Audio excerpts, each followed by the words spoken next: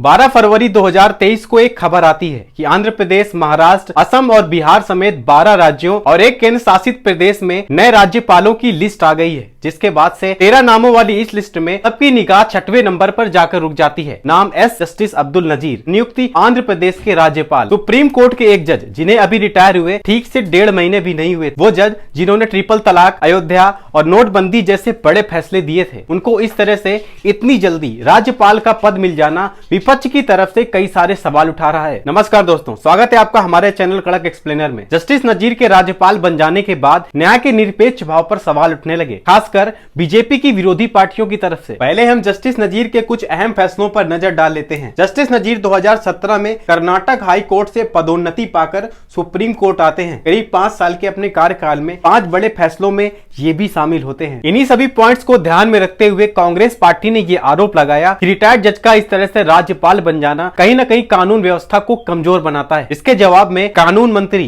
किरण रिजिजू ने जवाब दिया। किरण रिजिजू ने ट्विटर पर ट्वीट करके रिप्लाई दिया और लिखा, राज्यपाल की नियुक्ति पर एक बार फिर से पूरा इकोसिस्टम एक्टिव है। उन्हें बेहतर तरह से ये समझना चाहिए कि भारत को अपनी निजी जागीर नहीं मान सकते। अब भारत संविधान के नियमों के अनुसार चलेगा। सोशल मीडिया पर भी अब्दुल नजीर के बहाने अयोध्या फैसले पर जमकर सवाल उठाए गए। आप जो इस वक्त अपनी स्क्रीन पर ये तस्वीर देख रहे हैं, ये उन 5 जजों की ऐतिहासिक तस्वीर है जो अयोध्या फैसले के बाद खींची गई थी। फिलहाल हम सभी के बारे में एक एक करके जान लेते हैं और ये भी कौन किस पद पर आसीन है। सबसे बीच में पूर्व चीफ जस्टिस रहे जस्टिस गोगोई 17 नवंबर 2019 को मुख्य न्यायाधीश के पद से रिटायर हुए। चीफ जस्टिस रहते हुए इन पर यौन शोषण के भी आरोप लगे थे, लेकिन बाद में ये मामला खत्म हो गया था। रिटायरमेंट के 4 महीने बाद उन्हें राष्ट्रपति ने राज्यसभा में संसद सदस्य के रूप में नियुक्त करने के लिए नामित किया। फिलहाल वो राज्यसभा के सदस्य हैं। सबसे बाईं तरफ हैं जस्टिस अशोक भूषण। अशोक भूषण जुलाई 2021 में सुप्रीम कोर्ट में जज के पद से रिटायर हुए थे और 4 महीने बाद नवंबर 2021 में उन्हें NCLAT यानी राष्ट्रीय कंपनी कानूनी अपीली न्यायाधिकरण के अध्यक्ष के रूप में नियुक्त किया गया था, जिस पर वो 4 साल तक कार्य करेंगे। ये नियुक्ति भी